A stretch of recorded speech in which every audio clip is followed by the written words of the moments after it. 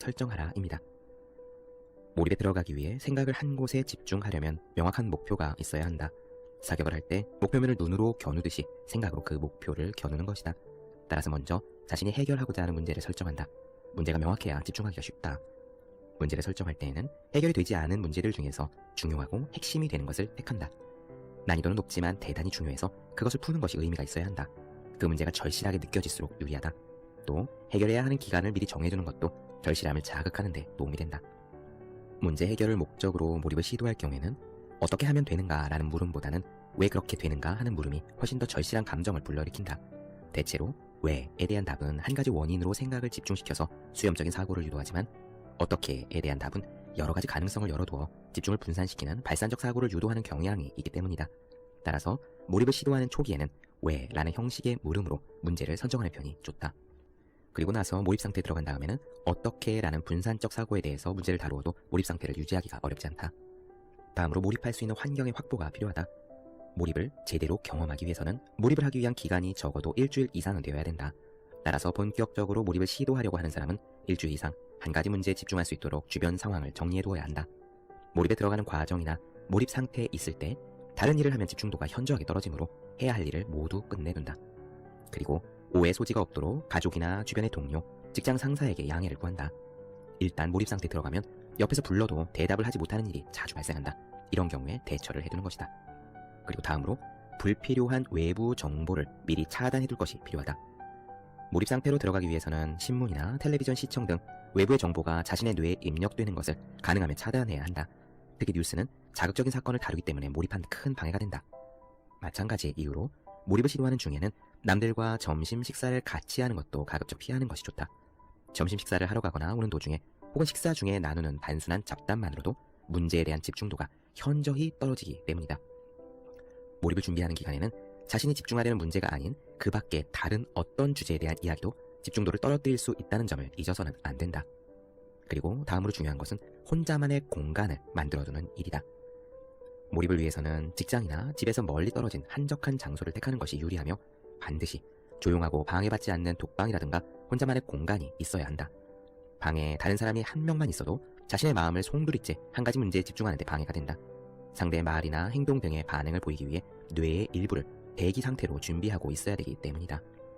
몰입을 할 때는 뇌 전체가 그 문제를 푸는 데 전력을 기울여야 하는데 그중 일부가 다른 자극의 대기 상태가 되면 집중도를 올리기가 어려워진다. 그러므로 반드시 혼자만의 공간을 확보한다. 그 다음으로 중요한 것은 규칙적이고 땀 흘리는 운동의 시간을 마련하는 것이다. 몰입은 극단적인 두뇌 활동이기 때문에 규칙적인 운동을 하지 않으면 생각에 빠져 헤어나오지 못하는 문제가 생길 수 있다. 단백질 위주의 식단이다.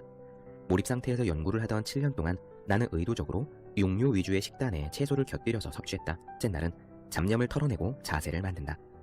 첫날은 이 문제를 생각하려고 해도 다른 잡념이 떠오르며 집중이 잘 되지 않는 것이 보통이다.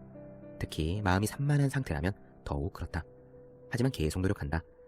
자신도 모르게 자꾸 다른 생각이 나고 더러는 설정된 문제를 생각하는 것조차 잊어버릴 때도 있다. 하지만 기억해야 할 것은 생각에 진전이 없더라도 이렇게 노력하는 동안에 정신적인 집중도가 조금씩 올라간다는 점이다. 문제 해결에 전혀 진전이 없다고 느껴지지만 절대로 그렇지 않다. 몰입이 힘든 것은 이 집중이 되는 정도가 눈에 보이지 않아서 진행되는 과정을 딱 확인할 수 없기 때문이다. 이런 때에는 몰입 상태에 이르는 과정을 다른 가시적인 활동에 비유하면 도움이 된다. 이를테면 모든 뇌의 세포 하나씩을 이 생각으로 채워간다고 생각하거나 이 문제가 세상에서 가장 중요하다고 생각하는 것도 몰입하는 데 많은 도움이 된다. 평생을 나는 이 문제 하나에만 매달리겠다라는 각오라면 더욱 좋다. 편안하게 앉은 채 천천히 생각하다 보면 자신도 모르게 선잠이나 가수면 상태에 들곤 하는데 선잠은 아이디어를 얻거나 집중도를 올리는 데 도움이 된다. 이렇게 선잠이 들면 굳이 피하려 하지 말고 자연스럽게 받아들인다. 그러다가 잠에서 깨어나면 다시 문제를 생각하는 것이다. 물 흐르듯이 자연스럽게 신체가 원하는 대로 따라가면 된다.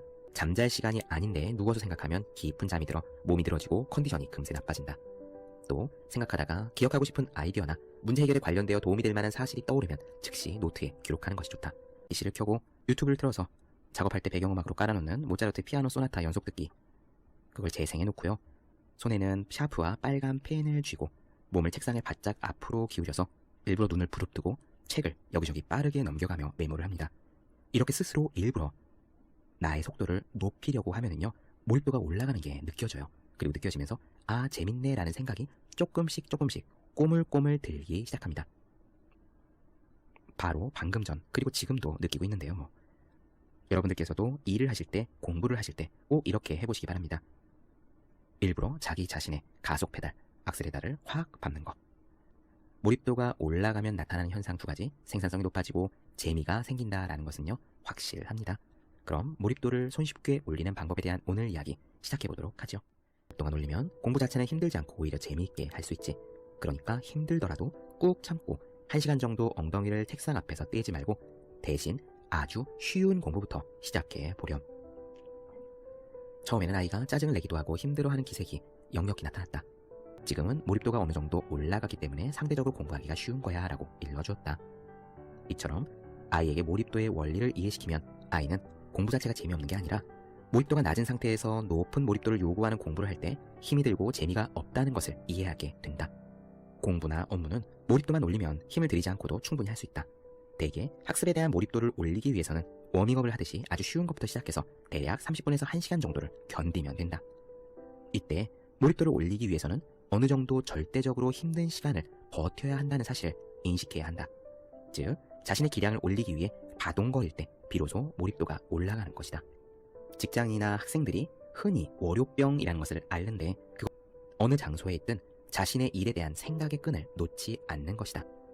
꼭 책상 앞에 앉아 있어야만, 이 일을 잡고 있어야만 몰입도를 올릴 수 있는 것은 아니다.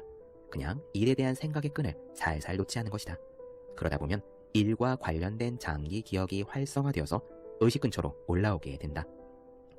일요일 저녁부터는 월요일에 출근해서 업무를 어떻게 처리할지 살살 차분하게 생각을 하다가 잠이 들고 월요일 아침에 일어나서도 그 생각을 살살 차분하게 유지하고 출근하면서도 그에 대한 생각을 살살 계속하다 보면 업무 몰입도가 살살 올라가기 때문에 월요병 증상이 눈에 띄게 줄거나 아예 없어진다. 이때 몸으로 활동을 하는 것이 가만히 생각을 하는 것보다 훨씬 유리하다. 활동에 의한 몰입이, 그러니까 몸으로 움직이는 스포츠라던가 요리라던가 하는 것들이 사고만 하는 몰입보다 쉬운 이유가 여기에 있다. 따라서 단순히 생각만 하기보다는 관련 시냅스를 활성화시키는 활동들을 포함시키면 보다 쉽게 몰입도가 올라간다. 이를 위한 몇 가지 방법들을 소개한다. 첫째, 관련된 내용에 대해 동료, 친구, 부하 직원 혹은 상사와 가볍게 대화를 하거나 토론을 한다. 대화할 상대가 없으면 혼자 중얼거리면서 자기 자신과 대화를 나눈다. 네, 그렇습니다. 우리가 직장에서 월요일날 오전에랄까 저녁 시간이랄까 쉬면서도 스터디원들과 살살 돌아다니면서 공부에 대한 이야기를 나누잖아요. 책을 읽다가 이해가 안 되는 부분을 질문하기도 하고요. 그렇게 공부에 대한 이야기를 주변 사람들과 살살 나누는 것만으로도 공부에 대한 재미가 붙습니다. 공부하다가 쉴 때 아이돌 이야기나 게임 이야기 하는 거 아니에요. 아이돌 이야기, 게임 이야기, 스포츠 이야기 이런 것들은 굉장히 자극적입니다. 친구와 동료와 계속 공부에 대한 이야기를, 적어도 공부 주변에 관한 이야기를 살살 하는 것, 이것이 중요합니다. 할 수 있는 상황이 아니면 실내에서라도 왔다 갔다 하면서 생각하거나 중얼거리면 된다. 러닝머신에서 천천히 걸으면서 생각하거나 중얼거려도 좋다. 경험에 의하면 산책보다 러닝머신에서 천천히 걸을 때 몰입이 더 잘 된다. 주변의 풍경 변화에 대한 자극이 없기 때문이다. 네, 이 부분도 저 역시 동감합니다. 제 회사 바로 옆에 조그만 공원이 있는데 가만히 앉아있는 것보다 살살 걸으면서 그리고 대화를 살살 하면서 몰입도를 끌어올리는 것이 좋다는 점 기억해 두시기 바랍니다. 이어가겠습니다. 상을 보면 쉽게 몰입도가 올라간다. 예를 들어 학생의 경우 수업 시간에 강의를 녹음했다가 그것을 들으면서 공부를 시작하면 몰입도를 한결 쉽게 올릴 수 있다. 예, 그렇습니다. 우리가 몰입도를 살살 끌어올리려면 텍스트를 보는 것보다 귀로 소리를 듣거나 동영상을 보는 것이 더 도움이 됩니다. 자극이 시각으로 청각으로 다양하게 들어오기 때문이죠. 공부가 잘 안 될 때는 그저 몰입도를 살살 끌어올려 볼까라는 낮은 기대치를 가지고 귀에 mp3를 꽂거나 동영상을 보고 있으면 저절로 몰입도가 슬슬 올라가는 것을 알 수 있습니다. 당장 책상 앞에 앉아서 전투적으로 책에 매달리는 것보다 말이죠. 계속 이어가겠습니다. 네, 이 경우는요, 저도 경험 많이 했습니다. 옛날에 법대 도서관에 가서 자리를 잡으려면 아침에 한 7시이 졸음이 왔어요. 저는 그게 아침잠이 부족해서인가 아니면 도서관의 공기가 탁해서인가 라고 생각을 했는데, 재미있는 것은 그렇게 졸음이 올 때 책상에 엎드려서 잠깐 10분, 20분 눈을 붙였다가 눈을 딱 뜨잖아요. 그러면은 엎드리기 직전까지 읽고 있던 그 페이지의 내용이 눈에 더 잘 들어오는 것을 여러 차례 경험했습니다. 몰입도가 확 올라가고 집중을 해서 공부를 할 수가 있었어요. 저는 그때 혼자 생각하기를 도서관의 공기, 도서관의 기운이 내가 자고 있는 동안 내 몸과 동기화된다라는 식으로 느꼈는데, 이 몰입책을 읽다가 저의 이런 경험이 저만의 것이 아니라는 사실을 알게 되었습니다. 만약 여러분들께서 공부를 하시다가요 졸리시면요, 부담감 느끼지 말고 그 자리에 엎드려서 잠깐 주무시면 됩니다. 대신 잠에서 깬 다음에 바로 이어서 공부를 계속해야 돼요. 잠에서 깨고 나서 컨디션을 바꾼다고 밖에 나가서 한 바퀴 산책을 하고 오거나, 잠 깨자마자 아이고 내가 잘못했네 라고 화장실로 들어가서 세수를 어프어프 하고 돌아온다던가 하면은 이렇게 몰입도가 불연속적으로 올라가는 그 미세한 느낌을 맛보시지 못할 수 있습니다. 이어가 보겠습니다. 우리가 몰입에 들어가는데 100 정도의 힘이 필요하다고 생각해 볼게요. 그런데 아무런 부담과 위기감이 없다면, 마감도 없고 혼자서 그냥 아무 때나 해도 되는 일이라면 몰입도 100을 온전히 스스로 만들어내야 합니다. 그런데 100만큼의 몰입도를 알아서 끌어올리는 것은 몰입을 많이 해보지 않은 분들의 경우에는 쉽지 않은 거거든요. 하지만 직장에서 업무 수행에 대한 부담이 있으면요, 상사의 호통이 있거나 마감일이 있거나 이런 경우에는 어쩔 수 없이 그 일을 하게 됩니다. 이때 약 70 정도의 힘이 저절로 주어지는 거예요. 그러면 우리는 거기다가 약 30 정도의 힘만 숟가락을 살짝 얹으면 100이라는 몰입도에 필요한 힘을 만들어낼 수 있습니다. 따라서 몰입의 관점에서 생각을 하게 되면 직장에서 업무 부담이나 위기감이 주어졌을 때 스트레스를 받고 짜증을 내는 것이 아니라 오히려 감사하다라고 긍정적으로 생각할 수도 있는 거죠. 나의 몰입도를 이 마감일자가, 상사의 꾸중이, 주변 사람들의 기대가 저절로 높여주는구나 라고 말입니다. 이미 내용의 절반 이상을 알고 있는 것부터 손에 잡는 것이다. 그러다가 몰입도가 어느 정도 올라가면 목표로 하던 것으로 옮겨가면 된다. 네, 조금 전에 황동문 선생님이 당신의 아이들에게 썼던 방법이 이거지요. 공부하기 싫을 때는 좀 쉬운 내용부터 시작하면 됩니다. 그러면서 몰입도가 살살 올라간 다음에 어려운 내용으로 넘어가면 좋습니다. 이어가 볼게요. 마지막 7번째. 직장인 공부는 무조건 자고 일어나서 새벽에 하는 거예요. 내가 퇴근해서 공부한다? 안 돼요. 직장에 다녀오면 책상에 앉는 순간 몸이 피곤하고 오늘 기분 나빴던 일, 저 새끼가 나한테 뭐라고 그랬지? 나의 공부 시간을 밤으로 세팅할 경우 효율적이지도 않고 방해받기도 쉬워요. 내가 잠이라는 약을 통해 피로를 회복하고 머리도 리셋된 최상의 상태, 누구에게도 방해받을 가능성이 거의 없는 시간 새벽 4시, 이때가 직장인이 공부해야 되는 시간이에요. 퇴근하면 공부하려고 하지 말고 무조건 자세요. 가능하면 9시에 자고, 안 돼도 10시 전에 자고 4시에는 일어나세요. 수험에 있어서 큰 주제입니다. 새벽에 공부하는 이유는 하나가 또 있어요. 여러분 혹시 마감효라고 들어보셨나요? 무언가를 할 때 마감 시간 직전이 다가올수록 자연스럽게 능률이 높아지는 현상을 말해요. 벼락치기 아시죠? 시험이 한 달 남았어요. 잘 안 되죠. 일주일이 남았어요. 아까보단 낫지만 그래도 뭐 아주 잘 되진 않죠. 근데 지금 내일이요. 갑자기 막 미친 듯이 막 잘 되죠. 막 아드레날린이 막 샘솟고, 그리고 이제 생각을 하죠. 내가 한 달 전부터 이렇게 했으면 1등 했겠다. 다음 시험 때는 꼭 이렇게 해야지. 근데 막상 다음 시험이 돼도 한 달 전에는 또 안 돼요. 그냥 인간이 그래요. 그 마감효가 그런 거예요. 전업수험생이 치열하게 공부하기 어려운 이유 중에 하나가 끝없는 사막처럼 무한한 공부의 자유를 주니까 늘어지는 거거든요. 직장인들은 아침에 공부하시면 매일 데드라인이 생겨요. 뭐예요? 출근 시간. 이건 어차피 정해진 거고 또 강제적이에요. 출근이 다가올수록 후달리면서 특별히 노력하지 않아도 알아서 효율이 높아지실 거예요. 반대로 밤에 공부하잖아요? 마감이 없어요. 내가 새벽 2시에 자도 되고 3시에 자도 돼요. 계속 늘어지게 되어 있고 생활 리듬은 또 깨져요. 어차피 데드라인이 정해진 새벽 타임에 날 끼워 맞추고 그 효과를 매일 써먹으세요. 정리하면, 첫째, 직장에서는 공부하는 걸 들키지 마세요. 질을 낮추고 속도를 높이세요. 그것이 어떤 돌발 업무가 있어도 고정 공부 시간을 침해받지 않게 해주는 버퍼가 되죠. 셋째, 공부에 있어서 직장인의 목표는 주 35시간 이상이에요. 월요일부터 목요일 4일 매일 3시간 반씩 하시고 금요일은 쉬어요. 그 힘으로 토요일, 일요일에 매일 11시간씩 하면 36시간이 나와요. 이 시간은 어려운 시험도 합격을 노려볼 수 있는 시간이고, 어렵지 않은 시험이라면 피합할 수 있는 시간이에요. 새벽에 하세요. 밤에는 효율도 없고 방해받기도 쉬워요. 새벽엔 효율도 높고 방해도 없으며 마감이라는 본능도 이용할 수 있어요. 공부하기 힘드시죠? 자연스럽게 요약을 하게 된다는 건데요. 어떻게 하면 최대한 줄여서 효과적으로 옮겨질까 하는 그 고민이 뇌를 자극하게 되고, 그 자극 때문에 고도의 집중력을 얻게 되죠. 여러분들도 서브노트나 단권한 노트를 만들면서 고도의 집중력을 경험해 봤을 겁니다. 메모지를 요약하면서 그 경험을 다시 할 수 있다는 것이죠. 두 번째로 메모지를 활용하는 방법은 지금 하는 공부가 끝나기 직전에 요약했던 그 메모지들을 아무것도 적혀져 있지 않은 노트나 A4 용지에 모두 옮겨서 붙이는 것입니다. 이렇게 하는 이유는 에빙하우스의 망각 곡선 때문인데요. 이전에 암기했던 내용이 1시간만 지나면 40% 이상 손실되는 걸 우리는 확인했었죠. 이처럼 우리가 공부했던 내용이 망각되는 것을 최소화하기 위해서 공부가 끝나기 직전에 내가 중요하다고 생각했고 특히 내가 어렵다고 생각한 내용을 요약한 메모지를 통해 다시 확인하는 것입니다. 지금 보시는 것처럼 메모지를 한 곳에 모으게 되면 이런 모습이 될 텐데요. 사실 모두 공부한 내용을 다시 확인하려면 아주 큰 부담이 되지만, 모두 확인하는 것이 아니라 요약한 메모지만 확인하므로 생각보다 그렇게 부담스럽진 않죠. 즉 이렇게 복습에 복습을 한번 더하게 되므로 망각을 최대한 늦출 수 있는 효과가 있고, 언제나 떼었다 붙였다 반복한 메모지의 장점을 최대한 이용한 방법입니다. 이 책에서 강조하는 암기의 기본 원칙이 바로 인출입니다. 어떤 대상을 외우고 싶다면 반복해서 해당 내용을 머릿속에 주입하는 것보다는 반복해서 꺼내보는 것이 더 효과적이라는 뜻입니다. 특히 인출을 할 때 바로 연속해서 인출하는 것보다는 시간 간격을 두는 것이 좋습니다. 그리고 기왕이면 한두 번으로 끝내는 것이 아니라 반복하는 것이 필요하고요. 잘못된 내용에 대해서 확인하고 피드백을 받는 것 또한 인출을 통한 암기를 할 때 상당히 중요합니다. 아마 여기까지 이야기하면 뭔가 그래서 저는 이런 암기법을 권합니다. 여러분이 보통 공부하실 때 이론을 보시고 문제를 푸는 식으로 공부할 겁니다. 이것 자체도 인출이긴 합니다만 조금 더 응용을 해보는 것도 좋다고 봅니다. 우선 이론서를 정독하면서 요약하고 반추해봅니다. 요약 방법은 책을 한두 페이지 정독하고 잠시 덮은 다음 백지에 방금 읽은 내용의 목차를 적어보는 식으로 하면 됩니다. 전체적인 틀을 암기하고 꺼내보면 이것 자체로 상당히 효과적인 요약이자 인출 연습이 됩니다. 이렇게 요약을 했으면 이제 백지에 키워드가 쭉 적혀 있을 겁니다. 그러면 이젠 해당 키워드만 보고 세부 내용이 무엇인지 한번 쭉 연상해 보는 겁니다. 대략적으로라도 떠오르는 부분이 있을 거고 아무것도 생각나지 않는 부분도 있을 겁니다. 만약 아무것도 생각나지 않는다면 다시 책을 펼쳐서 내용을 확인합니다. 그리고 머릿속에서 그 내용을 반추할 수 있을 때까지 반복합니다. 이런 식으로 이론서를 공부했다면 이제 문제풀이로 갑니다. 문제풀이는 시험 보기와 설명의 방식으로 공부합니다. 문제를 풀면 이 자체로 시험 보기이고 자연스럽게 인출이 됩니다. 다만 정답이 맞다고 멈추지 마시고 본인의 풀이 방법과 해답지의 내용을 비교하면서 피드백을 받아보도록 합니다. 어느 정도 풀이 방법을 외웠으면 이제 이 풀이 방법을 설명하는 연습을 해봅니다. 가상의 상대를 두고 만약 이 내용을 설명하라고 한다면 어떻게 해야 할지 고민해봅니다. 실제 상대방을 두고 설명을 해보면 더 효과가 좋습니다. 그러니까 구술 스터디를 하는 것도 좋다고 봅니다. 하지만 이 모든 문제를 그렇게 할 수 없으니 상상력을 이용해 보는 것입니다. 이렇게 이론서와 문제집을 공부했으면 이제 다양한 방식으로 또 인출을 해봅니다. 중요한 것은 요약, 반추, 시험 설명처럼 인출을 하는 것입니다. 저는 이론서를 보고 문제를 푸는 아주 기본적인 공부법에 대해서만 이야기를 했습니다. 그런데 꼭 이 공부법에만 적용할 필요는 없고 여러분이 다른 공부를 할 때도 인출의 방식으로 바꿀 만한 부분이 있는지 한번 고민해보세요. 형사소송법 200조에 오는데요. 일단은 뭘 외워야 될지 토픽부터 잡아야겠죠. 체포할 때 뭘 얘기해줘야 되냐 이건데 여기 체포와 피의사실 등의 고지라고 나와 있죠. 이 부분을 토픽으로 잡으시면 됩니다.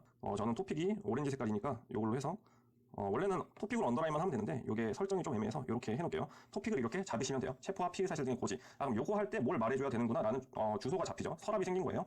그 다음에 해야 될 건 카운팅. 몇 개를 외워야 되냐 이거죠. 서랍 안에 들어갈 게 몇 개냐.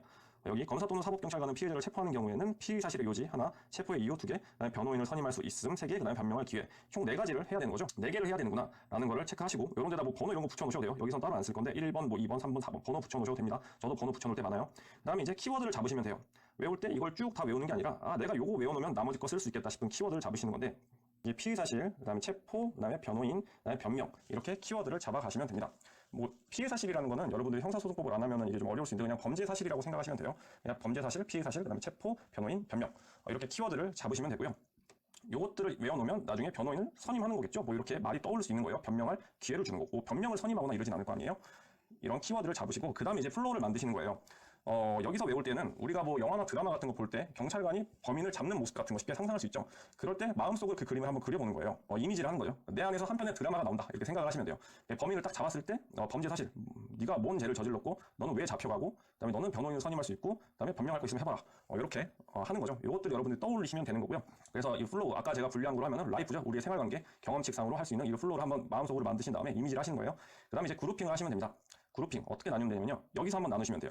왜 그렇게 나누냐? 앞에 피의사실의 요지, 체포의 이유 이거죠. 피의사실 제가 아까 범죄사실이라고 말씀드렸죠. 그럼 얘가 뭘 범죄를 저질렀으니까 잡혀갈 거 아니에요. 그죠? 요 앞까지가 얘가 잡혀가는 이유예요. 여기 그 피의사실, 체포의 이유 요건 얘가 잡혀가는 이유고 요 뒤에 거 변호인을 선임할 수 있고 이 변명할 기회를 주는 거 뭐 할 말 있으면 해봐라. 하소연의 수단이죠. 그걸 말해주는 거예요.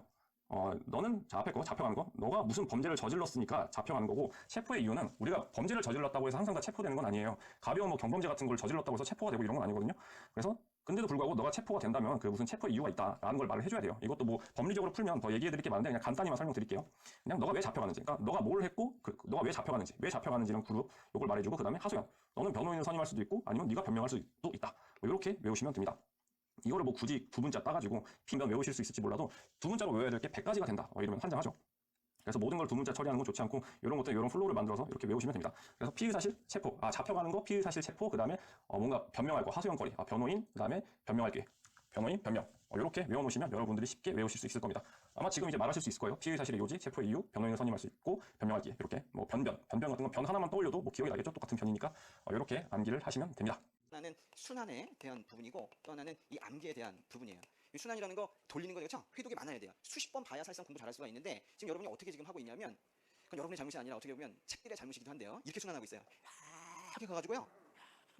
한 번을 다 못 봤죠? 근데 이쯤 왔는데 슬럼프가 와요. 그래서 다시 시작돼. 와가지고 그러니까 한 번을 못 보는 거예요. 야, 이 생활을 계속 해야 되나 그래요. 어떤 친구가 시험에서 이번에 안 됐어요. 그래서 제가 시험에서 안 되니까 너무 힘들지 그랬어요. 그랬더니 그 친구가 뭐라 하냐면 처음부터 힘들었어요 그러더라고요. 그래서 제가 깜짝 놀랐어요. 시험에서 안 되어서 힘든 게 아니라 이 과정 자체가 우리가 지금 힘든 거예요. 이렇게 돌아야 돼요. 이렇게. 그래서 빨리빨리 돌고 또 돌고 또 돌고 이거 한 10번 돌리고 이렇게 가야 돼요. 그럼 여기서 시험 안 나오면 어떡하느냐? 어떤 길이 아주 명확해지고 여기 중심이 생겼을 때 그때 조금 넓혀가는 거예요. 이렇게 넓혀가. 이래야 되는데 처음부터 엄청난 양을 범주를 두고 시험 범위를 하고선 가니까 지치고 재미도 없고 그리고 이때 공부한 거 이때 다 헷갈리고 이렇게 빨리 공부하죠? 이렇게 빨리빨리 돌리면 이거랑 이거의 연계성이 나온다고요. 그러면 항상 시험은 여기저기서 합쳐서 나오는데 이런 것들에 대해서 맞출 수가 있는 거예요. 그리고 계속 보던 것들은 더 중요하다는 인식이 나도 모르게 이 속에 들어가 있는 거예요. 확률이 조금 떨어지는 것들은 자꾸 뒤쪽에다 천천히 이렇게 붙여가는 겁니다. 이렇게 하면 40회독 했다, 70회독 했다 이런 말들이 거짓말이 아닌 거예요. 계속해서 늘어날 수가 있습니다. 근데 아무리 회독을 많이 한다 하더라도 대충 하면 암기가 되지가 않아요. 암기 비밀 오늘 하나 알려드리고 가려고요. 사실상 오늘 한 15분 정도 저에게 주어졌는데 오늘 25분 말고는 저를 볼 기회가 없는 분들도 있을 거 아닙니다. 여러분 그 공부 시작해가지고 30분 동안은 자신이 외웠다라고 인식해도 외워진 게 아니에요. 이 수면 위에서 이렇게 지나고 있다고요. 이 밑으로 이렇게 들어가야 돼요. 그래가지고 나도 모르게 책이랑 세상에 이 책이랑 나밖에 없는 이런 시간이 있어야 돼요. 그래서 그 시간이 깊이 있을 때 그때 암기가 되는 거예요. 여러분 트레인스포팅이라는 영화가 있거든요. 아주 오래된 영화예요. 제가 며칠 있다가 그냥 날아간다고. 임시 메모리에 잠깐 저장돼 있다가 그냥 가는 거예요. 그거는 우리를 속이고 있는 거예요. 잠깐 외웠다라는 인식만 있어요. 결국은 머릿속에 전혀 남아있지 않습니다. 하고 또 하고 그래요. 계속 시간 낭비인 거예요. 깊이 한번 들어갔다 오면요. 이 머릿속에 조각칼로 판 듯이 푹 파여요. 목각 나무판 판 거 있죠? 그것처럼 한번 푹 파이면 다시는 잊혀지지 않아요. 그러니까 공부를 오래 할 필요가 없어요. 이래야지 수험 기간이 줄어드는 거예요. 그리고 많은 것들을 볼 수 있고 한 번 봐도 잘하고. 근데 이게 왜 안 되느냐? 조금 이렇게 있다가 좀 뭔가 집중해가지고 들어갈 만하면 전화가 오네. 그죠? 다시 올라가요 이렇게. 그러다가 또 이제 집중할 만하면 옆에 있는 독서실 옆에 있는 친구가 다리를 떨어요. 이게 나를 엄청 힘들게 하는 거예요. 그죠? 그래가지고 다시 또 올라가고. 그러니까 하루 종일 이러다가 잠드는 거예요. 그 다음날 또 이렇게 하고. 하나도 공부를 안 했다고 보시면 돼요. 깊이 들어갔다가 올라올 땐 왜 올라와야 되냐면 화장실 가고 싶어서 또는 때까지 한번 들어갔다 나오고 그죠? 점심 먹고 저녁 먹을 때까지 한번 들어갔다 나오고 저녁 먹고 자기 전까지 한번 들어갔다 나오고 절대적인 시간 투자도 많이 했는데 집중하는 정도의 수준이 다르기 때문에 저는 무조건 자신 있었어요. 난 무조건 이 시험에서 1등 할 수 있다는 자신감이 있었다고. 그래서 단 그런 느낌들 받는 거, 책을 펴고 싶어서 미치겠는 그런 순간들 이거를 느끼게 되면 이건 마약 같아가지고 책을 안 펼 수가 없어요. 슬럼프가 생긴다는 게 이상해요. 저는 공부를 좋아해요. 저도 이렇게 공부를 좋아하는지 몰랐어요. 근데 공부를 안 하고 있을 때 불행한 걸 느꼈거든요. 그러니까 공부 좋아하는 거 아닙니까? 근데 그 왜 그런가 봤더니 이 시간 때문에 그래요. 이때 느끼는 그 진짜 어떻게 말하기가 참 힘든 거예요. 짜릿한 그런 게 있어요. 이거를 매일매일 느끼면서 이렇게 공부하시면 돼요. 그래서 제가 말씀드릴 그러니까 반복해야죠. 한국사만 공부할 거 아니잖아요. 국영수 공부해야 되는데 한국사를 매일 반복할 거예요? 그거 어떻게 하라고요? 전교육 경험까지 알려드릴게요. 비유적이지만 전교육 등도 잊어보실 거예요. 대다 시간에. 또 여러분들 오해하겠죠. 저 천재 봐. 그게 아니에요. 걔네는 암기라고 있는 거예요. 뭐 하고 있는지 아세요? 왜 신라가 통일했지? 제일 약한데. 왜 임진왜란이지? 1592년에 일본어 외운 거지. 1600년도 아니고 1400년도 아니고 왜 그런 거지? 미륵사도 5층 탑은 왜 5층이지? 왜지 이거 나오고 있어요. 그래 놓고 잘 들으세요. 시험이 임박하면 여러분과 똑같은 자세로 그때 바뀌어요. 암기죠? 근데 이때 이미 80~90%가 외워져 있는 거예요. 아셨죠? 여러분들 야자 시간에 암기 과목 과학사회에 해야 될 건 뭔지 아세요? 물론 오늘 시간이 없으니까 무슨 왜를 해야 되는지는 자세히 못 봤지만 팔짱 끼고 왜 그럴까 이해만 하시라고요. 알겠죠? 서울대 애들은 한마디로 정리될까요? 아주 광적일 정도의 왜 집착증 환자들. 걔네가 학원 가는 이유는 뭔지 아세요? 학교에서 왜가 해소가 안 돼서 학원 가는 거예요. 걔네가 좋은 문제집으로 평가받는 문제집 뭔지 아세요? 저는 걔네가 좋은 문제집 평가한 거 있죠. 옆면만 보면 딱 보여요. 해설치가 두꺼우면 무조건 좋은 문제집이에요. 왜 그런지 아세요? 지 왜를 답안지에서 해소해 주니까. 아무리 문제가 기출 문제고 환상적이어도 답안지가 얇은 문제집은 걔네 갖다 버려요. 왜가 해소가 안 되니까. 아셨죠? 무식하게 외우잖아요. 노동은 많이 하는데 점수가 안 나요. 전 여기 왔던 학생 중에 아직도 잊혀지지 않는 여학생이 한 명 있어요. 이 해당 단락을 요약을 한번 해보세요. 이 해당 단락 요약하면 혹시 이 책 안에 답이 있어요? 이 보니까 뭐라고 돼 있냐면 변호인은 소송의 주체가 아니라 피고인 피의자의 방어권을 보충하는 것을 임무로 하는 보조자이면서 소송 관계에 해당한다 이렇게 돼 있는데 이걸 요약하면 뭐예요? 한마디로 요약하면 결국 내가 책을 줄이고 싶다는 걸 요약한다는 뜻이거든요. 책을 머릿속에 요약해서 넣고 싶다는 거잖아요. 그죠? 뭘로 요약이 될까요? 변호인은 여기서 소송 관계인이다라는 게 결론이겠죠. 네. 근데 그 잘 보면은 그게 위에 결론이 목차 형태로 나와 있어요. 책을 읽을 때는 어떻게 읽냐면 보통 책 이런 거 보시면은 목차가 안 보이고 본문을 바로 읽으시죠. 네. 이렇게 하시면 안 돼요. 제가 구조화 독서법이라고 영상을 올려뒀거든요. 그거 꼭 보시고 제 책도 이제 보시면은 구조화 독서법 좀 나와 있는데 트리밍이라고 돼 있어요. 구조화 독서법 트리밍. 그 작업을 꼭 하셔야 돼요. 지금 물어보신 질문에 대한 답이 의 있죠. 1번 의. 뒤에다 물음표를 치세요. 연필로 처음에. 여기다 답을 찾는 거예요. 변호인의 의는 뭘까 이렇게 읽어야 목차 답 하면서 머릿속에 압축이 되는 거예요. 어떤 느낌인지 아시겠어요? 네. 밑줄은 그렇게 치는 처음과 끝을 치는 게 아니고 그거는 기준이 너무 모호하고 왜냐면 그거는 잘 쓴 책이면 그런 식으로 해도 줄어들겠지만 왜냐면 보세요. 지금 우리가 변호인 파트 섹션은 변호인 보고 있죠. 변호인 제도 의 나오잖아요. 그러면 변호인이란 이렇게 물어봤는데 변호인은 이렇게 하면은 머릿속에 중첩되는 게 생기잖아요. 그래서 변호인은 무엇인가 물어봤는데 변호인은 이렇게 대답하냐 변호인이 뭐냐면은 무엇이다 이렇게 대답하면 되잖아요. 이래야 줄일 수 있잖아요. 여기다 치는 게 아니야. 변호인 위에 나오기 때문에 이때는 여기만 치면 되죠. 소송 관계인 여기 아시겠어요? 네. 거기다 조금 더 치고 싶으면 소송의 주체가 아니라 여기 주체가 아니라 뭔지 아시겠어요? 그럼 이제 같이 읽어보세요. 변호인 제도의 의, 변호인의 의는 소송 관계인이다. 주체는 아니다. 그럼 머릿속에 이제 이 지식을 넣었어요. 변호인 뭐예요? 주체가 아니라 이때는 다 외우려고 하지 마시고 머릿속 한 낱말이 먼저 떠올라야 돼요. 지식이라는 거는 문장 통째로 외우는 게 아니라 하나의 문장을 가지고 살을 붙여나가는 거예요. 계속 이렇게 외우는 거예요. 변호인이 뭐냐 물으면은 내 머릿속으로 뭐였지? 한마디만 딱 떠올리는 연습을 해야 돼. 한마디만 딱 무조건. 책을 읽을 때는 항상 이렇게 목차에 물음표 치고 여기다 답을 찾고 머릿속에 떠올려보는 거예요. 계속 아웃풋을 해보는 거예요. 변호인 뭐지? 소송관계인이야. 그럼 여기서 생각을 해보게 되죠. 소송관계인이 뭘까? 말을 이제 찾아볼 수도 있고 생각해볼 수도 있고 여기도 답이 나오잖아요. 소송의 주체는 아니다. 아 변호인은 소송관계인이구나. 소송의 주체는 아니구나. 그래서 여기서 내가 용어도 이해가 되거든요. 소송 관계인과 주체의 차이점을 알게 돼요. 이제 뭔가 소송 주체랑 관계 서로 다르구나. 그럼 소송 관계인인데 여기 보니까 뭐라고 나와요? 보조자라는 말도 나오고 피고인 피의자의 방어권을 보충한다 이렇게 나오잖아요. 그럼 여기서 뭐라 할 수 있어요? 피고인 피의자는 소송 주체겠구나 할 수 있죠. 그래서 나는 보조하는 사람이구나. 그러면 여기서 소송 이 짧은 문장을 읽었지만 소송 주체라는 건 뭐예요? 바로 여기서는 피고인 피의자구나라는 걸 알 수 있죠. 변호사는 법률 전문가이며 국가 권력기관이 검사 이렇게 읽는 게 아니라 처음부터 여러 번 계속 왔다 갔다 보는 거예요. 어떤 느낌인지 아시겠어요? 읽고 이해한다가 아니라 목차에 대한 답을 찾는다는 느낌으로 빠르게 여러 번 보는 거예요. 이런 느낌을 꼭 가지셔야 돼요. 요게 좀 뭔가 불교 문화를 융성했다 보니까 고구려 먼저 줄쳐야 되겠죠. 삼국 문화라고 돼 있으니까 고구려, 그다음에 완전 잘라내고 백제, 그다음에 쭉 한 신라 이렇게. 그래서 세 개를 자른 후에 뭘 한다? 고구려는 소수리망, 백제는 침략. 그다음에 얘들은 불교 공인이라고 돼 있으니까 위에다 살짝 그림을 그려주면 편하겠죠. 고구려, 백제는 결국에 얘들의 업적이라는 불교 문화 융성됐다는 건 공인한 거밖에 없구나. 잘랐을 때 그죠? 여기 뒤에 신라는 지금 보니까 신라 같은 경우도 이제 결국에는 다 공인이구나. 셋 다 이제 공인이란 거 알 수 있죠, 그죠? 결국에 공인했는데 그다음에 잘 보면은 삼국 문화의 공통점 해가지고 불교는 종교뿐 아니라 정신 통일과 예술의 발달에 크게 기여했다는데 이거는 얘랑 관계가 없는 문장이에요. 책을 잘못 쓴 거라고 이거는. 뭔지 아시겠어요? 삼국 문화의 공통점은 불교 문화를 융성했다는 건데 이 뒷문장은 의미가 뭐예요? 불교는 종교뿐 아니라 국민의 정신 통일과 예술 발달에 기여했다는 거는 불교의 장점이죠. 문화적인 그때의 장점 내지는 당시의 이 결과물에 대한 거죠. 나는 이거를 외울 필요가 없다는 거예요. 그래서 책을 잘못 쓴 책을 읽으면 이런 책을 읽으면 어떻게 되냐면 읽으면서 머리가 계속 원래 이렇게 쭉 가야 되는데 플로우가 딴 데를 탔다가 이렇게 오는 거예요. 이렇게. 내가 머리가 책 쓴 사람대로 읽어버리면 내가 사고가 없이 읽으면 잘못 쓴 책이 끌려가요. 뭔지 아시겠어요? 내가 머리는 삼국 문화의 공통점 불교 문화 융성한 머리 이제 뭐가 하나 답이 딱 남아야 돼요. 셋 다 불교를 공인했다만 머리에 떠오르면 되죠. 공인했다 해서 출발해서 이후에 뭐한다? 고구려는 보니까 소수리만, 백제는 침략, 신라는 법흥 이렇게 외우는 거예요. 단계를 쌓는 거 이렇게. 처음부터 고구려는 몇 년도 침략 뭐 이렇게 하는 게 아니라 이렇게 머릿속에 삼국 문화의 공통점 뭐지? 불교 문화 융성한 거구나. 불교 문화 융성은 핵심적으로 무슨 말이었지? 결국에 공인한 거구나. 이렇게 하나씩 출발 하나 하는 거죠. 목차부터 시작해서. 불교 문화 공인됐는데 이제는 뭐가 궁금해요? 어떤 왕 몇 년도 했는지가 그 다음에 떠올라야겠지. 이렇게. 이건 내가 계속 사고를 하는 거야. 이렇게. 그 다음에 2차돈, 그러니까 신라 시대 보니까 인물이 하나 있었어. 누구였지? 목에서 하얀 피가 나온 사람? 2차돈? 이렇게 생각을 해보는 거죠. 그러니까 모두 하나의 레벨에 놓고 지식을 쌓는 게 아니라 지식을 단계별로 쌓는 느낌 아시겠어요? 어떤 느낌인지?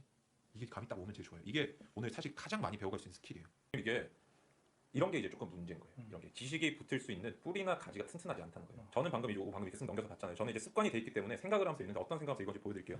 처음에 토양 생물의 종류에 동물이 나왔잖아요. 동물이 나오고 쭉 넘기니까 미생물이 나왔어요. 이번이 미생물이잖아요. 그럼 여기서 바로 넘어가시면 안 돼요. 그게 아니라 왜 동물과 미생물을 나눴을까? 동물 안에는 미생물이 안 들어가나?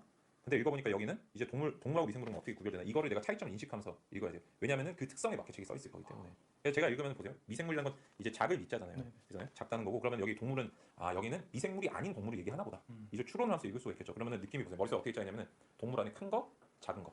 그러니까 사실은 동물 원투겠죠. 동물 원투. 왜냐면은 아까 4.3번에 보니까 식물이 나왔단 말이에요. 그래서 보니까 여기 이제 토양 미생물과 식물이라고 나왔는데 결국에는 미생물은 방금 앞에 나왔었잖아요. 그러니까 여기서 식물 얘기를 하는구나. 그러면 이 책은 지금 목차가 크게 뭐예요? 동물 원투 식물이죠. 그렇죠. 근데 동물 원은 큰 거, 이 투는 미생물, 세 번째는 식물이고, 그러니까 동식물을 다루는구나. 그 다음에 네 번째 목차가 뭐였냐? 유전자 조작 생물이었어요. 미생물이었어요. 그러면은 어떤 분류인지 아시겠어요? 동물 원, 투, 식물까지는 유전자 조작 안 한 자연 생물들이고 네 번째는 유전자 조작을 한 인공 생물들이구나. 이렇게. 그렇게 해서 우리가 이제 공부를 하니까 토양 생물의 종류는 뭐라고 얘기를 할 수 있는 거예요? 가장 큰 분류가 구조가 이렇게 되는 거예요. 토양 생물 안에는 자연적으로 난 애들과 유전자 조작한 애로 나누는구나. 그 다음에 자연적으로 생긴 애들 안에는 동물과 식물로 나뉘는데 동물 안에는 다시 큰 것과 미생물로 나누는구나. 하나는 육안으로 확인할 수 있는 애들, 하나는 육안으로 확인할 수 없는 애들이겠구나. 이렇게 사고를 하고 머릿속에 틀을 짜서 그때부터 정리를 하고 책을 정리를 해야만 이게 사고를 하면서 읽게 돼요. 근데 이 과정이 없다 보니까 공부가 점점 지루해지고 내가 봐도 계속 활자를 보고 책이 이렇게 입체라는 거는 이 활자가 튀어나오는 의미가 아니라 머릿속에 이렇게 짜임이 생겨야 된다는 거예요. 구조가. 그래서 제가 처음으로 올려드렸던 책을 통째로 외우는 방법 보시면 중간에 이미지라 그래서 제가 상하관계를 이렇게 약간 이렇게 이런 식으로 만들었던 거 기억나시죠? 이렇게 다르게 이렇게 해가지고 이렇게 이런 식으로 뭐 하위목자 나오는 거 있죠. 그러니까 지금 우리 드리머 머릿속에는 지식들이 이렇게 들어있는 거예요. 이렇게. 구조화가 아니라 이건 그냥 덩어리만 나눈 거고 구조화라는 거는 상하관계를 확실하게 한다는 느낌. 그래서 분류를 내가 머릿속으로 재분류를 하는 게 가장 중요해요. 머릿속으로 내가 이 지식 체계 자체를 사고하면서 재분류를 하면은 기존에 내가 가지고 있던 사고 있죠. 눈에 보이겠네 안 보이겠네 뭐 이런 거 읽으면은 보이죠. 미생물은 눈에 안 보이는 거 이런 것들이 이제 읽으면 떠오르잖아요. 그죠? 이렇게 책을 읽으면 어떻게 되냐면 결국엔 책이 통째로 외워지게 돼요. 여기서 세부적인 내용을 살에 붙여나가는 거예요. 그래서 책을 읽을 때 방금처럼 이제 큰 목차 옆에 복사를 해두고 이제 읽으셔야겠지만 머릿속으로 계속 짜임을 계속 연구를 해보세요. 그러면은 저는 사실 오늘 이 책을 방금 처음 봤잖아요. 처음 이제 펼쳐서 봤는데 그런데 방금 저는 토양 생물의 종류가 뭐야라고 물어보면은 한 달이 지나도 대답할 수 있을 것 같거든요. 결국에는 유전자 조작 한 애랑 안 한 애로 가장 처음 나눈다. 유전자 조작 안 한 애들은 동물과 식물로 나누고 동물 안에 육안으로 판별이 가능한 애들, 그다음 미생물로 나눈다 이렇게 할 수 있겠죠. 이렇게 아시겠어요? 그거를 한번 그게 되게 몸에 배신 거구나. 네, 저는 이게 습관이 돼 있으니까 방금 이걸 넘기면서 그걸 하면 넘기면서 그냥 한번 이렇게 쓱 봤지만 그러니까 이제 저는 책을 좀 빨리 배울 수 있는 거죠. 이건 훈련이에요, 훈련. 왜냐면 저도 아까 시작하기 전에 다른 예를 한번 들어볼까요? 양자역학에서 말하는 불확정성의 원리. 이 말을 듣는 순간 어떤 이미지가 떠오르십니까? 이런 거? 아니면 이런 거? 앞에서처럼 이 질문에서도 역시나 머릿속엔 어떤 결정적인 이미지가 전혀 안 그려졌나요? 그렇다면 여러분들은 이러한 지식과 개념들을 그냥 문자를 이용해서 억지로 외웠을 뿐이라는 걸 방증하는 거예요. 이해한 게 아니라. 그래서 매번 공부를 함에도 불구하고 금세 까먹는 겁니다. 설명도 잘 안 되는 거고요. 정리하자면 어떤 지식과 개념을 내 머릿속에 인풋할 땐 언어나 문자로 하는 것이 일단 기본적인 방식이긴 하지만 그것들을 내 머리에 오랫동안 저장시키기 위해서는 그 언어나 문자를 압축적으로 상징해 줄 수 있는 대표적인 이미지, 결정적인 이미지로 치환시켜야 한다는 겁니다. 그리고 나중에 서술형 시험을 볼 때나 누군가한테 써먹을 일이 있을 때 이 이미지를 아웃풋, 즉 송출을 하고 거기에다가 말로 살을 붙여서 구체화하는 거예요. 심지어 시험이 객관식 시험이라면 말로 구체화할 필요도 없죠. 그냥 현지 중에서 맞는 얘기를 팍 찍어버리면 되니까. 이게 식을 습득하든 어떤 개념을 체화하든 간에 이 지식과 개념을 한 번에 디스크립션 할 수 있는 이미지를 그리려고 했어요. 아니면 그런 자료를 찾든가. 그리고 간단한 개념어나 키워드 같은 것만 그 이미지 속에다가 살짝살짝 메모를 해뒀어요. 재밌는 거 하나만 더 알려드릴까요? 이 짓도 진짜 많이 하면 언젠가부터 그냥 머릿속에서 저절로 그려져요. 손 하나 까딱하지 않아도 되는 경지까지 갑니다.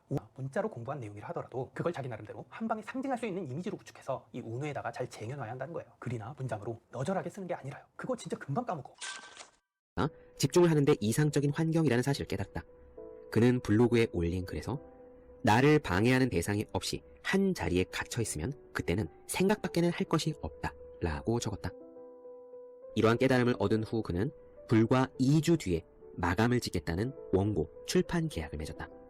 2주 안에 마감 시한을 맞추려면 엄청난 집중력이 필요했다. 시앵크먼은 몰입 상태를 얻기 위해 유별난 짓을 한다. 바로 동경행 왕복 비행기표를 끄는 것이다.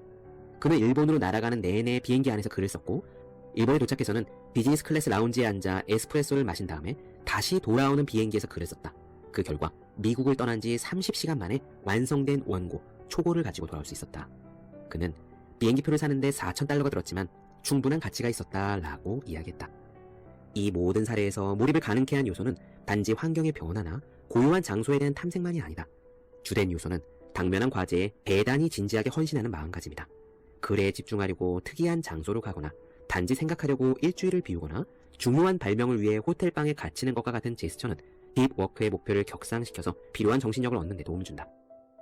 때로 우리는 깊이 몰입하려면 우선 거창하게 시작해야 한다. 사설 독서실에 가요. 일주일에 해보고 적응하려고 했는데 잘 안 돼요. 공공도서관에 가요. 공공도서관에 갔는데도 잘 안 돼요. 그래서 또 학원 자습실에 가봐요. 자습실에 맨 앞자리에 앉았는데 좀 더워요. 굳이 얘기해서 뒷자리로 바꿔요. 뒷자리로 바뀌었더니 옆에 다리 떠는 놈이 있어요. 가운데 자리로 바꿔요. 결국 가운데 자리를 찾아냈어요. 자, 이 모든 과정. 여러분들은 뭐라고 보십니까? 유난 떤다. 공부 못하는 애들의 전형적인 특징이다. 높. 이것은 공부입니다. 공부 잘하는 친구들은 이 정도로 집착해서 악착같이 찾아내요. 그러니까 이 코드를 가지고 제가 단호하고 명확하게 얘기한 거 있죠. 그럼 집에 들어가지 마시고 밖에서 찾으세요 한 거죠. 시간 낭비로 보일 수 있어요. 하지만 이렇게 해서라도 나한테 집중이 잘 되는 곳. 그건 사람마다 다르죠. 이건 스킬의 영역이죠. 찾아내는 것. 이건 또 다른 공부라고요. 여러분이 이상하게 그 심리 환경 이거는 공부라고 생각을 안 해요. 제가 오늘 개념을 바꿔드릴게요. 다시 여러분이 공부를 하면 뭐예요? 책상에 앉았다. 수학 문제를 푼다. 공부. 영어 단어를 외운다. 공부. 그런데 내가 최적의 장소에 공부할 수 있는 데 찾는다. 또는 내 책상에 어지러운 게 있으면 난 집중이 안 된다. 그걸 치운다. 이 시간들은 낭비나 유난이라고 생각해요. 이것도 공부라고 생각하세요. 알겠죠? 최적의 집중 장소를 찾아냈다. 이건 대단한 거예요. 그걸 찾아내기까지 방금 제가 말한 학생애처럼 투자 정도를 해야 돼. 엄마한테 엄청난 저항이 있을 거야. 너 임마 사설 도서실 끊어줬더니 환경을 나한테 집중되는 완벽한 환경을 찾아가는 것, 그것도 또 하나의 공부로 생각하라는 겁니다. 다시 돌아가 볼까요? 이 학생의 질문 뭐라고요? 전 집에만 오면 집중이 잘 안 돼요. 자, 이 코드를 바탕으로 말씀드렸어요. 그럼 집에 있지 말고 나가라. 밖에서 집중이 제일 잘 되는 곳을 찾아라. 찾다 안 되면 다시 집으로 돌아오는데 그때는 집에 와서 환경을 한번 바꿔봐라. 세밀하게 분석해라. 도대체 집에 오면 뭐가 문제인 건지. 침대가 지근거리에 있어서 자꾸 누워서 자는 게 문제인 건지. 그러면 침대랑 되도록 먼 거실에서 공부해보든가. 아니면 TV 소음 때문이면 부모님한테 TV를 한번 꺼봐달라고 하든가. 아침에 일어나서 3시간 정도가 두뇌 활동의 황금 시간, 골든 타임이라고 해요. 이유는 크게 두 가지입니다. 첫째, 잠을 자는 동안 뇌의 피로 물질들이 다 청소가 됩니다. 예컨대 아데노신이라는 물질이 있대요. 잠을 부르는 물질입니다. 신기하게 이 아데노신은 우리가 아침에 눈을 딱 뜨는 순간부터 쌓이기 시작해요. 다른 방식으로는 해소가 안 되고 잠을 자야 해소가 되는 거예요. 잠을 못 자면 졸리고 정신이 몽롱하고 일이 잘 안 되는 이유입니다. 아침에 딱 눈을 뜨면 이 아데노신이 청소가 된 상태인 거고요. 두 번째로는 잠을 자는 동안 우리 뇌의 기억들이 정리가 됩니다. 이건 제가 공부법 이야기할 때도 충분히 말씀을 드렸어요. 그 역할이 바로 낮 시간 동안 머리에 들어온 정보를 정리하는 역할입니다. 아침에 눈을 뜨면 그때는 마치 우리가 컴퓨터에서 디스크 조각 모음을 끝낸 것처럼 말끔해진 상태예요. 무언가 새로운 정보를 갓 집어넣기가 좋은 시간인 거죠. 오늘 이야기도 어렵지 않습니다. 공복 상태에서 집중이 잘 된다라는 건데 이건 역시 저도 혼자 하는 공부의 정석에서 다루었습니다. 배가 고파야 공부가 잘 되는 이유에 대해서요. 직접 들어보시죠. 바로 시작하겠습니다. 두뇌에도 골든타임이 존재한다. 바로 두뇌 활동이 가장 효율적이고 활발한 시간대를 의미하는데 보통은 아침에 깨어난 후 3시간을 일컫는다. 아침에 우리는 잠에서 깨어나는 순간부터 체내에는 아데노신이라는 수면을 촉진하는 물질이 쌓이기 시작한다. 아데노신은 우리가 깨어있는 동안 지속적으로 축적이 되다가 밤에 충분히 잠을 자고 나면 말끔히 청소된다. 사회적으로 성공한 사람, 행복한 인생을 보내는 사람의 대부분은 두뇌의 골든타임을 능숙하게 활용할 줄 안다. 엄밀히 말하자면 두뇌 활동의 골든타임이란 아침에 눈을 떠서 집을 나서기 전까지 아무에게도 방해받지 않는 시간이다. 다시 말하면 이 사회에 접속하기 전까지 개인의 시간이라고도 할 수 있다. 여기서 잠깐 아침에 깨어난 직후의 두뇌 상태가 어떠한지 짚고 넘어가도록 하자. 아침에 일어나 생활을 하다 보면 눈이나 귀를 통해 외부 정보가 들어온다. 이렇게 들어온 하루치의 정보는 일단 우리 뇌에서 해마라는 장소에 모여 일시적인 단기 기억으로 저장이 된다. 그런 후에 해마를 거친 정보는 대뇌 피질에 있는 관자엽의 관자 연합 영역으로 옮겨지는데 이 단계에서도 기억은 그냥 단순히 쌓여있는 상태다. 이렇게 쌓인 기억들이 우리가 잠을 자는 동안 말끔히 정리정돈이 돼서 장기 기억으로 바뀌는 것이다. 그렇기 때문에 아침에 깨어난 직후의 뇌는 저장한 정보를 한 차례 초기화해서 새로운 정보를 받아들일 준비가 되어 있는 상태다. 그렇기에 아침에 깨어나서부터 3시간 동안은 무언가 새로운 공부나 일을 시작하기에 가장 적절한 시간대라고 할 수 있다. 그렇다면 두뇌의 뛰어난 능력을 발휘하기 위해서 아침은 언제 먹는 게 가장 좋을까? 아침 식사 전이라는 말을 들어본 적 있을 것이다. 글자 그대로 아침밥을 먹기 전이라는 의미인데 이는 아침 시간을 효율적으로 활용하기 위해서 기억해 두어야 할 가장 중요한 키워드다. 밥을 먹으면 우리 뇌의 포만 중추가 채워져서 두뇌 기능이 현저하게 떨어진다. 따라서 두뇌의 골든타임인 아침 시간을 밥을 먹는 데 쓴다면 아침부터 빠른 두뇌 회전을 기대하기 어렵다. 그렇다고 해서 아침을 아예 건너뛰라는 의미는 아니다. 아침밥은 물론 뇌에도 몸에도 좋다. 다만 아침 시간에 새로운 일이나 평소 하고 싶었던 일에 도전하고자 한다면 두뇌 기능이 활발한 아침 식사 전에 하는 편이 좋다. 나는 한 장이라는 게 중요한 겁니다. 여러분 시험 공부를 한다 하면 그 코드는 뭐냐면 자꾸 줄여서 한 장으로 수렴시키는 공부를 하지. 공부할 때 보면 발산시키는 친구들이 있어. 자, 한 장에는 뭐가 들어가야 될까요? 1번 가장 중요한 핵심 개념. 여기다가 여러분들 200가지 문제 유형 다 쓸 수 없죠. 내가 폰트 정해줄게. 옛날에 얘기했던 이런 학생들이니까 문제 100가지 유형이 있어도 이 100가지 유형을 관통하는 어떤 하나의 핵심 개념, 핵심 풀이법이 있지 않을까라고 공부하다 보면 이게 사실은 제가 국영수 강의에서 말했던 우리 유광이 들 친구들 알죠? 그죠? 코드 1, 2만 딱 관통하면 그것만 가지고 갑니다. 수학 최고수들은 시험장에 갈 때 머릿속에 100가지 유형, 1000가지 유형 안 갖고 들어가죠. 입에서 외울 필요 없다고 그랬죠. 딱 최소 개념으로 돌파해버린다고 그랬죠. 그렇게 저절로 돼. 알겠죠? 물론 그 방법은 그 코드가 뭔지까지 알면 더 쉽겠지만 일단 그냥 오늘은 유료 강의가 아니니까 애티튜드, 접근 자세를 제가 코드로 정리해드릴게요. 100가지 유형을 여러분이 A4 용지 하나에 적는다고. 그런 마음으로 공부하면 되는 거야. 또는 두 번째로 적어야 될 건 뭐야? 나의 약점 중에 약점, 최고의 아킬레스건. 영어 단어를 적어도 A4 용지 한 면에다가 영어 단어 다 적을 거야. 시험 보면 시험 공부를 한다 하면 시험 날이 다가올수록 적어야 될 게 줄어드는 거야. 이건 실제로 제가 놀라운 게 뭐냐면 그 친구가 이제 그중 대단해요. 고대 갔다 서울대 갔어요. 물론 재수 삼수를 했지만 실패한 게 아니죠. 고대도 붙고 서울대도 붙은 거니까. 그 친구가 재수할 때 삼수할 때 깨달은 공부 코드 중에 하나가 그래. 3년 내내 공부하면서 1년 내내 공부하면서 마음속에 품었던 게 뭐냐? 나는 시험 날 단 한 장의 페이퍼를 들고 간다면 무엇을 들고 갈 것인가? 라는 마음으로 1년 동안 공부의 기준 잡았대. 그죠? 놀랍죠? 제가 지금 한 말과 똑같죠? 그러니까 무슨 얘기냐? 공부하면 자꾸 야 이거 이 문제 다 외워버려야지 EBS 70 다 외워. 이게 아니라 어차피 그날은 한 장밖에 못 갖고 들어갈 텐데. 이게 되게 철학적인 얘기였지만 스터디 코드가 말했던 아주 베이스 오브 베이스 코드가 굉장히 많은 게 들어있어요. 저희 스터디 코드가 암기하지 말라고 한 게 이유가 뭐야? 여러분 암기력에는 한계가 있다니까. 여러분이 바보라서가 아니라 전국 1등한 애도 암기력에 한계가 있어. 걔는 거꾸로 여러분보다 일찍 그걸 깨달았을 뿐. 여러분 거꾸로 암기력이 무한하다는 착각 속에서 다 우겨 넣으려고 했는데 얘는 일할 때 빨리 접은 거야. 암기력에 한계가 있네. 암기력을 비유해볼까요? 암기력 한계를 한 장의 페이퍼로 비유해보세요. 그러니까 어떻게 이 100가지 유형을 못 적어, EBS 못 적어, 어떻게 할까 하다가 오히려 수학이라 하면 눈이 어느 날 번쩍 뜨인 거지.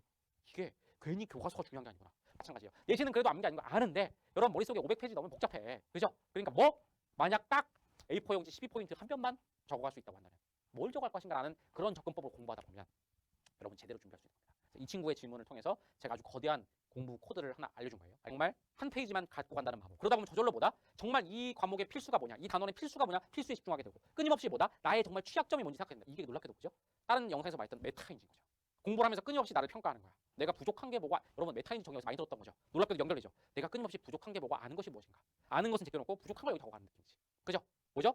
끊임없이 이 단원의 핵심은 뭘까? 내가 그냥 무작정 다 외우는 게 아니라 핵심을 관통하는 어떤 코드를 외워야 되는데 코드가 뭘까? 이게 메타인지인 거죠. 여러분 과학자들의 이론에 따르면요, 우리 인간은 무엇인가를 배우고 익혀서 습득할 때, 예를 들어 그것이 어떠한 지식 개념이라면 그 지식 개념을 입체적으로 다룰 때 그렇게 학습한 내용을 훨씬 오랫동안 머릿속에 저장할 수 있고 또 그 내용들을 완전히 자기 것처럼 체화시킬 수 있다고 합니다. 여기서 입체적으로 다룬다는 말은 우리가 알게 된 지식 개념을 다양한 활동과 방식으로 써먹는다는 뜻입니다. 한번 수학 공부를 예로 들어볼까요? 내가 뭐 A라는 수학 지식, 수학 개념을 새로 알았어. 그리고 이 A라는 개념을 아주 직접적으로 적용할 수 있는 1차원적이고도 형이하학적인 문제, 소위 기본 연습 문제라는 걸 푸는 행위. 이게 바로 1차적으로 입체 지식을 만드는 공부입니다. 한편 이번엔 기본 연습 문제보다 조금 더 난이도가 있고 수준이 높은 문제, 가장 대표적으로는 우리가 흔히 부르는 응용 문제라는 게 있겠죠. 이렇게 한 단계 더 차원을 높여서 기본 개념을 응용 문제 풀이로까지 변형해보는 행위. 이게 바로 2차적으로 입체 지식을 만드는 공부인 겁니다. 여기서 멈추지 않고 더 나아가는 방법도 있겠죠. 여기서 멈추지 않고 더 나아가서 문제의 형식이나 양태 자체를 바꿔가지고 뇌를 더 훈련시키는 법도 있을 겁니다. 만약 앞서 말한 기본 연습 문제나 응용 문제가 속칭 객관식이었다면 이제는 서술형 기본 문제나 서술형 응용 문제로 바꿔서 또 연습을 해보는 거죠.